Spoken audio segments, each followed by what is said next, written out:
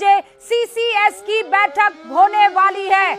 आप जानते हैं प्रधानमंत्री नरेंद्र मोदी एक के बाद एक बैठकों का दौर यहां पर हो रहा है, चाहे वो तीनों ही सेनाओं के मुखिया हो, चाहे वो एनएसए अजीत डोभाल हो, चाहे वो डिफेंस सेक्रेटरी हो, सबके साथ अलग अलग बैठकें हो रही थी, सीसीएस की बैठक। और अब जानकारी ये मिल रही है कि सुबह 11 बजे सीसीएस की बैठक हो सकती है। इस बीच एक और जानकारी आपको दे दे, पाकिस्तान के रक्षा मंत्री की तरफ से कहा गया है कि मिसाइल्स लॉन्च किए गए हैं भारत की तरफ से, लेकिन अपनी ही सीमा में। उन्होंने पाकिस्तान की सीमा को नहीं लांघा है, ये पाकिस्तान की तरफ से कहा जा रहा है। लेकिन अब ये press release ministry of defence की तरफ से आ गई है और उन्होंने लिखा है कि अब से कुछ देर पहले ऑपरेशन सिंदूर लॉन्च किया गया है उन टेररिस्ट इंफ्रास्ट्रक्चर, उन ठिकानों पर जो कि पाकिस्तान और पाकिस्तान ऑक्युपाइड जम्मू कश्मीर में मौजूद थे, जहां से इस आतंकी अटैक को अंजाम दिया गया था और हमेशा यहीं से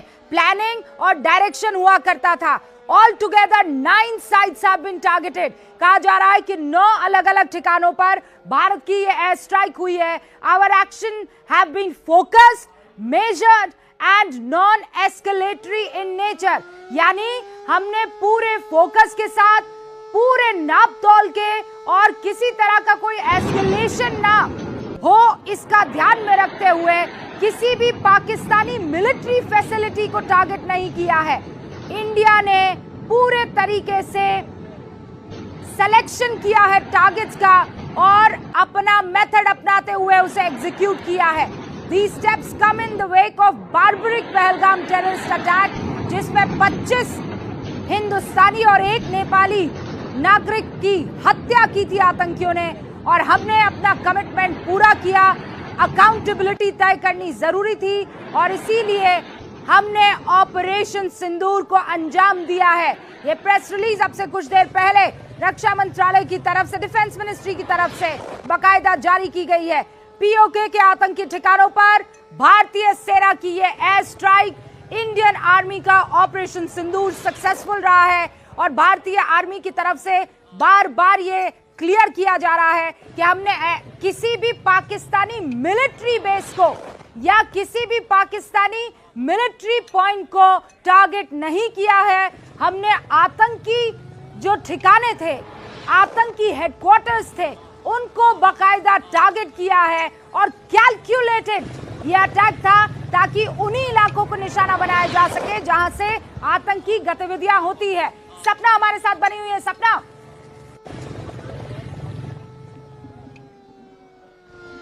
रुबिका, बिल्कुल उन ठिकानों को निशाना बनाया गया और सबसे बड़ी बात यह है कि पाकिस्तान इससे पहले जब एयर स्ट्राइक किया गया था, जब सर्जिकल स्ट्राइक किया गया था, तो कह रहा था कि नहीं ऐसा कुछ नहीं हुआ। लेकिन इस बार पाकिस्तानी मीडिया, पाकिस्तान खुद ये मान रहा है कि हाँ इस बार इन ठिकानों को निशाना बनाया गया है। मेरी अभी अभी रुबिका सौरभ के घर वालों से बात हुई जिनकी हत्या कर दी गई थी वहां पर ही, जो उन्हीं 27 या 25 लोगों में शामिल थे।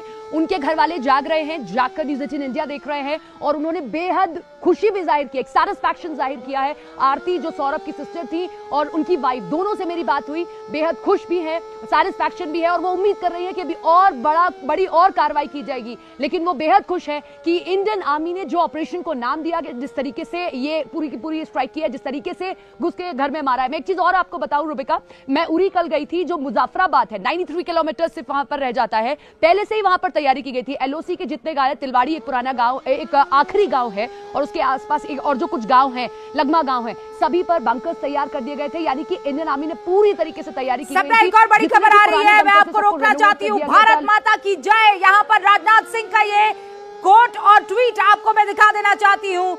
देश के रक्षा मंत्री राजनाथ सिंह ने अब से कुछ देर पहले ये ट्वीट किया और लिखा है भारत माता की जय। यानी एक के बाद एक अब यहाँ पर केंद्रीय मंत्री और रक्षा मंत्री राजनाथ सिंह की तरफ से भारत माता की जय का मतलब यही है कि ऑपरेशन सिंदूर के सक्सेस स्टोरी अब हर जुबान से बयां होने वाली है।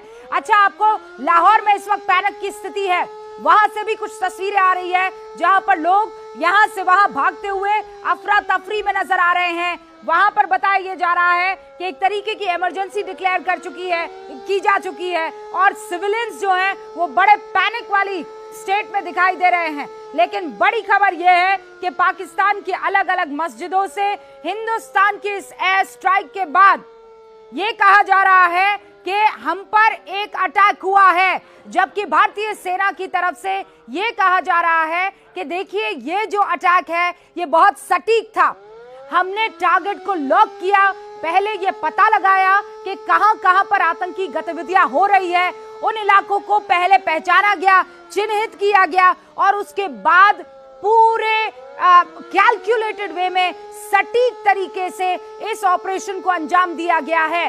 भारत की सेना की तरफ से और भारत की सरकार की तरफ से जो सूत्र है हमारे, वो ये बता रहे हैं कि बिल्कुल क्लियर इस बात के इंस्ट्रक्शंस थे कि ये अटैक आतंकी ठिकानों पर होना चाहिए, यह अटैक जहां पर आतंकी फैक्ट्रियां हैं उन पर होना चाहिए। और उसकी तस्वीर आपके सामने यहां पर दिखाई दे रही है। लोग अब वहां पर अफरा तफरी की स्थिति में, हालांकि बहुत झूठ फैलाने की कोशिश की जाएगी और कश्मीर में फुल अलर्ट, हवाई पट्टियों पर फुल अलर्ट घोषित कर दिया गया है। पाकिस्तान बॉर्डर पर एयर डिफेंस सिस्टम जो है वो एक्टिव कर दिया गया है। ये इस वक्त की बड़ी खबर आपको बता देना चाहते हैं, पाकिस्तान बॉर्डर पर एयर डिफेंस सिस्टम को एक्टिव कर दिया गया है। जैसा हम कह रहे हैं, आरंभ है प्रचंड।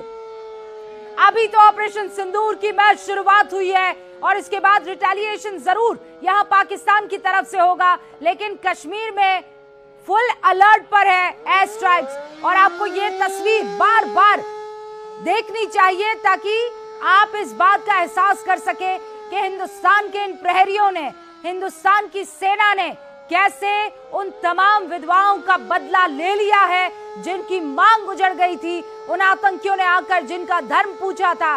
और अब की बड़ी खबर यही है, रक्षा मंत्रालय से जानकारी मिल रही है कि अब वहां पर आला अधिकारियों का पहुंचना शुरू हो गया है। राजनाथ सिंह ने अब से कुछ देर पहले भारत माता की जय ये एक्स पर ट्वीट किया, न्याय हुआ, जय हिंद। भारतीय सेना ने ये कहा है जस्टिस इज सर्व, यानी न्याय हुआ है। और बड़ी खबर यह कि सुबह 11 बजे प्रधानमंत्री नरेंद्र मोदी की अध्यक्षता में सीसीएस की बैठक होने वाली है। वहां पाकिस्तान में हालात खराब है, आतंकी शिविरों पर अटैक हुआ है, लेकिन वहां पर पाकिस्तान की जो आम जनता है वो अपने घरों से बाहर निकल आई है और वहां पर अफरा तफरी का पूरा माहौल हमें सूत्र बता रहे हैं देखने को मिल रहा है। सपना, आपके पास क्या जानकारी आ रही है?